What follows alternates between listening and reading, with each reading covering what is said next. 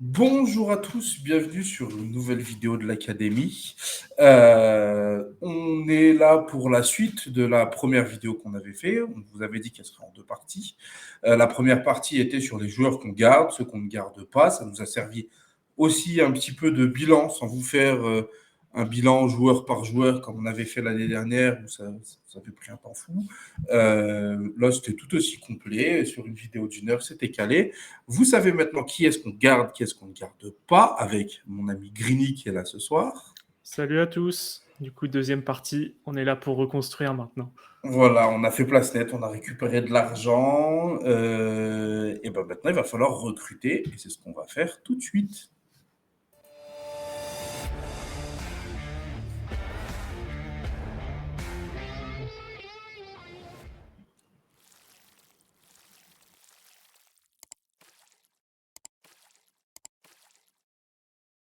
Du coup, avant tout, on n'oublie pas de s'abonner, de mettre des j'aime pour le référencement, les commentaires, parce que surtout là, on aura besoin de vos commentaires, parce qu'on a besoin de vos avis.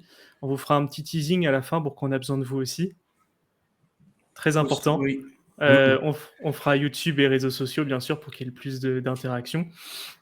Et on va partir tout de suite pour la vidéo pour nos recrues. On reste dans un cadre où c'est réalisable, on va pas prendre des joueurs à 400 millions, on va pas partir sur Mbappé non plus. Donc on est franc avec vous, on fait ce qui est possible et on va pas chercher l'argent des Qataris qui n'a jamais existé. Je te laisse commencer, Mehdi. Ouais, on va commencer par la défense, arrière gauche, parce qu'on a dit tous les deux qu'on touchait pas trop aux gardiens. C'est ça. Alors, arrière gauche, pour rappel, on virait Luc Shaw, on virait Malassia aussi, puisque le garçon n'est plus là depuis Est tout ça. mort. Voilà. Cliniquement Mais mort. on ne sait pas s'il est toujours vivant ou pas. Donc, euh, moi, je serais pour monter Ariamas en remplaçant, qui a Ok. montré de belles choses chez les jeunes, qui a aussi joué avec l'équipe première des bouts de match cette saison. Et recruter Gutiérrez, le gars de Gironne, qui fait une belle saison à Gironne. Des arrières-gauches, il n'y en a pas des masses. On n'a pas un Mm. choix de fou. Donc, c'est un pari. On ne sait pas si c'est juste une bonne saison qu'il est en train de faire, parce que moi, je ne le connais pas d'avant. Mais en soi, voilà, je n'ai pas trouvé 10 milliards d'options en préparant la vidéo. Ok. Je te laisse faire toute la ligne de 4 peut-être, comme ça après je peux Ouais. enchaîner, rebondir. Vas-y, on fait ça. Moi, après, en défense centrale, je virais tout le monde. Je disais que je gardais plus ou moins Maguire parce que j'étais pas sûr. Mais alors, il y a une réponse qui a été répondue, c'est le Cavaran, qui aujourd'hui officiellement a annoncé qu'il ne restait pas à Manchester à l'issue de la fin de saison. J'imagine qu'on n'a pas voulu lui donner 20 millions pour 4 matchs. Donc voilà, et malgré que Varane soit parti, je vire quand même Maguire. Je me dis que dans une saison normale, avoir 4 défenseurs centraux, ça va. Donc ça nous laisserait donc Lisandro Martinez, ça nous laisserait Cambola. Je prendrai Ada Rabiot qui est gratuit et j'achèterai quand même Antonio Silva. Alors dans l'idéal, ça aurait été d'acheter un gaucher pour pouvoir remplacer Lisandro Martinez. Mais le problème, c'est que si tu poses 60 patates sur un gaucher et que Lisandro Martinez fait sa saison, Mm. bah, tu as deux gauchers et à la relance, il va avoir les mêmes problèmes, Rico. Donc, dans l'optique de prendre un gaucher, j'aurais pris Ignacio. Je pense qu'il a le bon profil. Mais voilà, là, c'est plus pour quelqu'un qui serait avec Lisandro Martinez. Et donc, je prendrai Ada Rabiot gratuit et Antonio Silva que j'adore. Voilà. Et à droite, je garde les deux qu'on a. Les deux cons. J'avais pas entendu le A à la fin, c'est pour ça. Bon, Bon, après, ça marche les deux, aussi. ça se Hein. comprend, hein. Bah, du coup, oui, on est d'accord. Onana, on a dit qu'on n'y touchait pas. Dans un souci de réalisme, Dalo Wan-Bissaka, j'y touche pas. Parce que c'est pas le top. Mais il y a plus important chantier ailleurs. Je commence par le gaucher. J'ai pris Robinson de Fulham, qui fait une sacrée saison, moi que j'ai découvert à la Coupe du Monde surtout. Il s'est exposé. Cette saison, bah, aucune blessure déjà. C'est pas mal pour un défenseur gauche. Et il a 6 ou 7 passes D, donc c'est quand même intéressant. Dans un club contre Fulham, donc je pense qu'il a le développement et le potentiel pour percer plus. L'axe central, toujours Martinez, évidemment. Et à côté, par contre, moi, je mets Lenny Yoro. En plus, il y a une info toute croustillante qui vient de sortir, c'est qu'il n'ira pas au Real Madrid, selon un média bien proche du Real. Donc, pourquoi pas jeter dessus. Le gars a 18 ans, donc très jeune. Il est Moi, par contre, 4... on m'a Ouais. dit que la source n'était pas giga fiable. Ah ouais? Ouais. Bon, bah, à prendre avec des pincettes, de toute façon. Mais bon, de toute façon, il n'a pas Mais signé au Real, donc on a le droit voilà, c'est de. ça. Mais du coup, on est sur un joueur qui est 18 ans, très jeune, mais il a beaucoup de qualité. L'avantage surtout, c'est que son contrat il se termine dans 1 an. Donc tu peux le toper pour, je pense, 40 millions, parce que c'est quand même un sacré prospect. Et tu sécurises directement la défense. Et après, comme toi, je prends Tosin Aderabio en gratuit. Déjà qu'il nous fait des appels du pied sur Instagram, donc faut qu'on y aille chez le garçon. C'est ça. Après, sur la défense, ça sera les trois principaux. Lindelof, on a dit qu'on le vendait. Je garde peut-être Kambala, qui servira de quatrième. Maguire, s'il y a une offre, on peut le dégager. Petite correction de la dernière Ah, t'as vidéo, du changé coup. d'avis. Ça, en fait, ça dépend le mercato, évidemment, mais si on peut le dégager, on le dégage. Non, mais on n'est pas censé avoir des blessures tout le temps comme C'est ça ça. aussi, quoi. Enfin, Mm. c'est que ça va pas. Si on doit acheter 6 défenseurs à chaque fois pour prévoir qu'il y a 4 joueurs blessés, ça va pas le faire, en C'est fait. ça. Ça commence à être un peu moisi, quoi. Du coup, on se trouve à la ligne du milieu, enfin la ligne axiale. Euh, Qu'est-ce que tu fais comme grand investissement? Bon, j'ai commencé pour la défense, je te laisse commencer Je pour le milieu. continue? Ok. Vas-y. Du coup, j'ai pris un modèle 4-3-3 qui s'applique pas vraiment dans la réalité, mais c'est pour faire du basique. Du coup, à côté de Kobe Mainoo, moi je mets Amadou Onana, que j'adore comme joueur, que je pense qu'il serait hyper complémentaire avec Kobe, parce qu'il est très fort dans le duel aérien, dans le box-to-box, il sait remonter le ballon, il est technique. On va arrêter de croire le FC Twitter qui dit qu'il fait que des tacles et qu'il joue physique, on en a marre. Et surtout qu'on peut le toper, je pense, pour 50 millions. Donc je pense pas que c'est un investissement de malade non plus.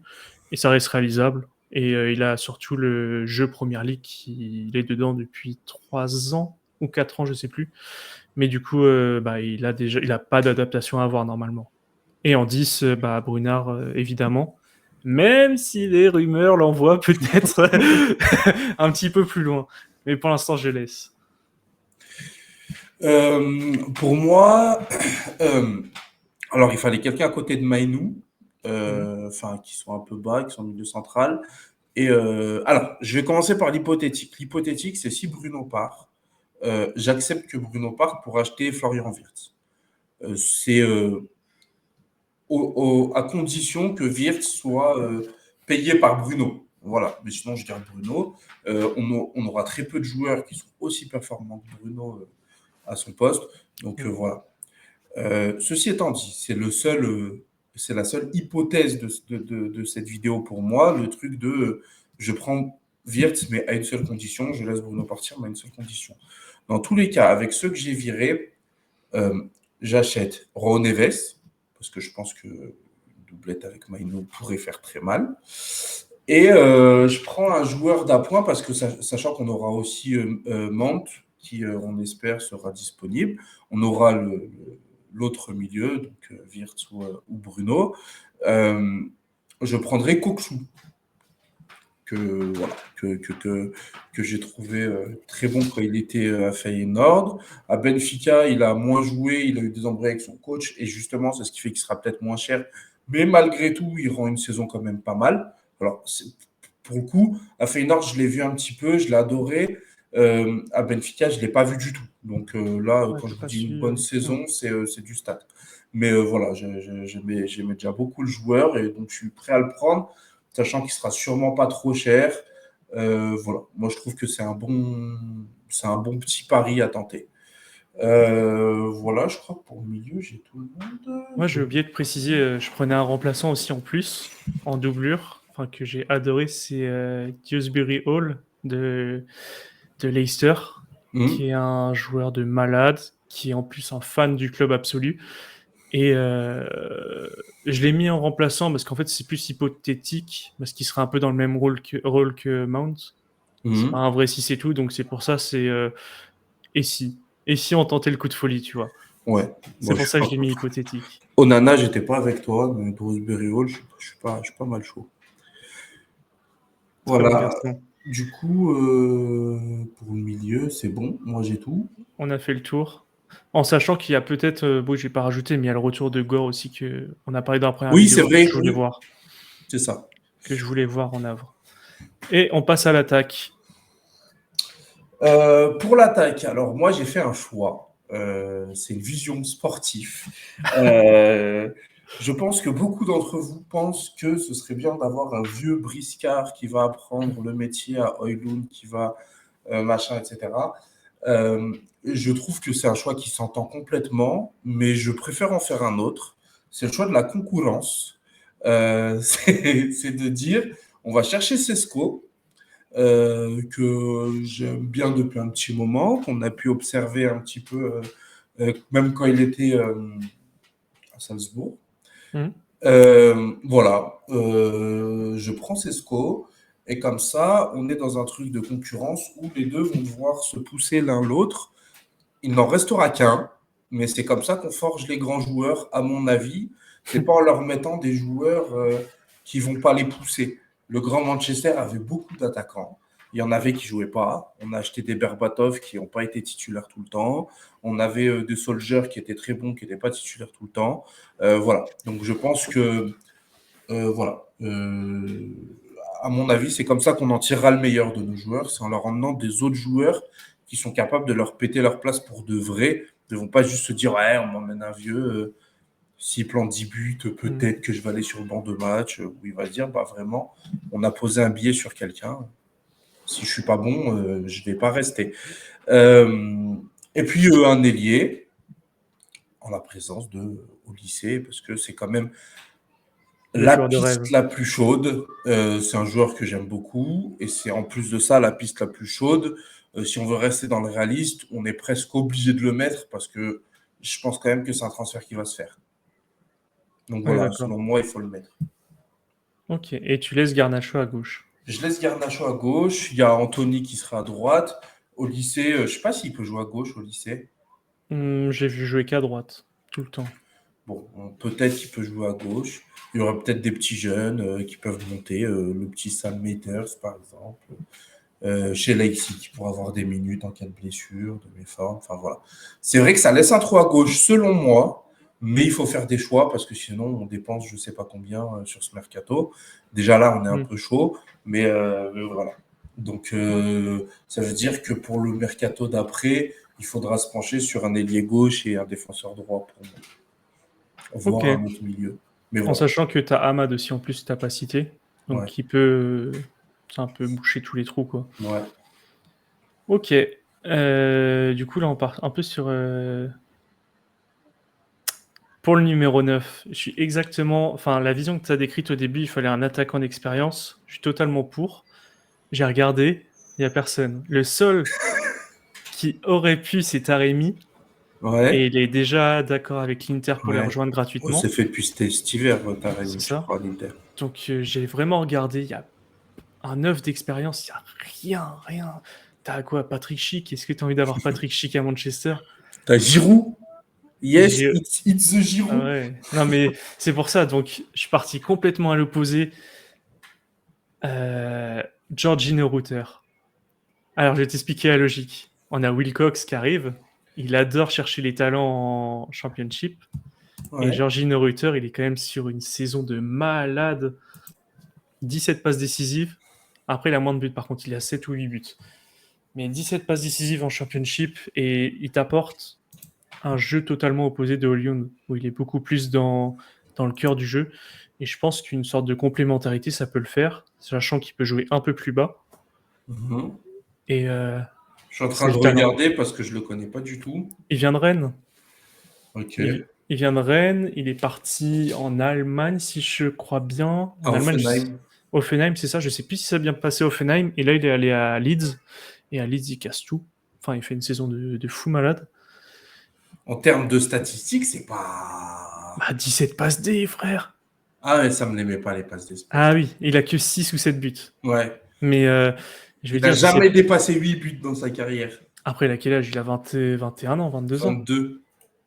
C'est pour ça que je prends le pari, parce que un joueur de D2, je pense pas que tu lâches 80 millions dessus. Non, mais oui, Je ça se pense fait. que tu peux le choper à un petit prix, tu prends pas trop de risques. Et même, j'avais émis 30, parce que je crois qu'il est évalué à 20 millions sur Transfermarkt. Le seul problème, c'est que c'est Ouais. Leeds, donc est-ce que ils peuvent encore faire chier entre les clubs? Je sais pas.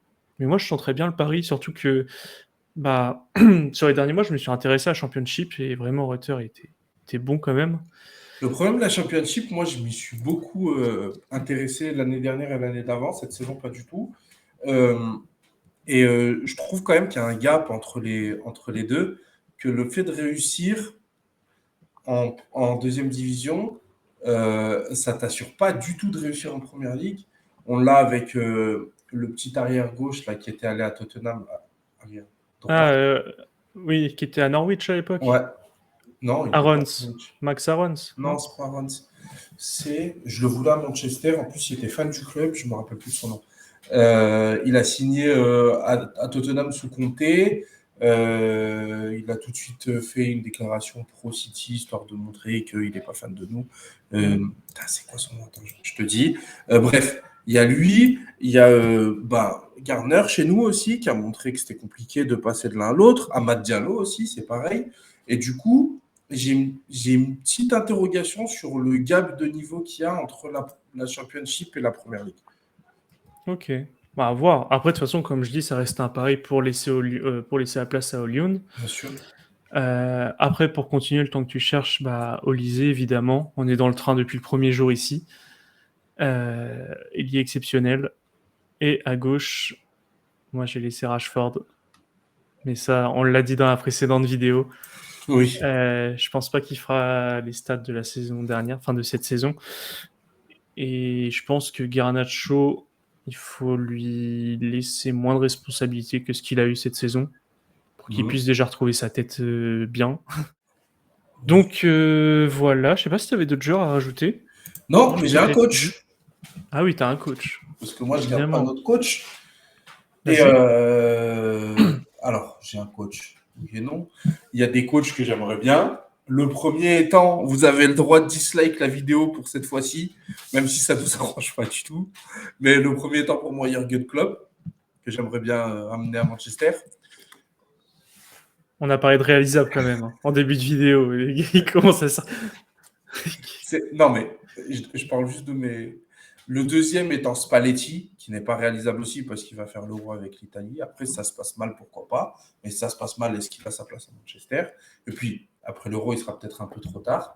Mon premier choix serait Xabi Alonso, mais il a dit qu'il resterait au Bayer Leverkusen. Donc, nous reste des petits coachs dont on a parlé. Aujourd'hui, on a parlé de Thomas Frank, que je trouve pas mal comme idée. C'est vrai que c'est pas con. Il fait du bon travail. Et l'autre, qui n'est pas un choix, comment dire, euh, un choix du cœur, mais un choix plus de la raison, c'est-à-dire que Ineos le veut. Il connaît les mecs qui travaillent là dans la structure, il connaît Dana Schwartz très bien, et c'est Graham Potter. Et je pense que ça pourrait le faire. Avec l'équipe que j'ai faite, qui est une équipe assez jeune, Graham Potter a eu l'habitude de travailler avec des jeunes, que ce soit à Chelsea ou à Brighton, avec plus ou moins de réussite à Chelsea, avec beaucoup de réussite à Brighton. Je pense que c'est le profil de coach qui peut marcher dans l'équipe que j'ai faite. C'est un pari, mais tous les coachs sont des paris actuellement parce qu'on n'a pas de club qu'on peut raisonnablement emmener, on n'a pas de Guardiola qu'on peut emmener, on n'a pas de Ancelotti qu'on peut emmener. Tous les coachs seront des paris, même de garder Rico, c'est un pari, étant donné la saison qu'il a fait. Donc, moi, je tenterai le pari Graham Potter. Je pense que c'est c'est l'option la plus raisonnable là, actuellement.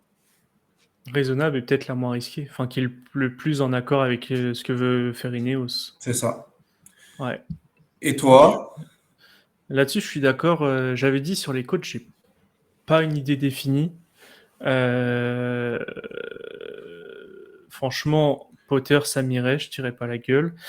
De Zerbi, je ne sais pas. J'ai un doute. En fait, c'est soit ça fonctionne à merveille, soit c'est un fiasco total. Tu vois, il y aura pas d'entre-deux avec lui. Tuchel, comme j'avais dit, voilà, j'ai des Moi, je suis réserves. moyen chaud de Tuchel aussi. Après, si Pochettino il se libère, moi je suis chaud à y aller. Je suis très chaud. Je serais pas contre aussi, mais bon. Mais je pense pas qu'il se libérera, même si ses déclats étaient bizarres quand même. Et sinon, bah, c'était Amorim, mais qui a décidé de prolonger. Donc, pas non plus. Donc t'as pas de choix numéro 1, toi. Potter. Moi, j'ai envie de suivre Ineos. Enfin, ils sont en train de construire une structure. C'est ce que je me dis aussi. Si Potter est leur choix numéro 1, parce que je pense que Southgate, c'est des conneries, honnêtement. Je vois pas comment ils peuvent être raisonnables et prendre Southgate, franchement. Je me poserais des questions sur.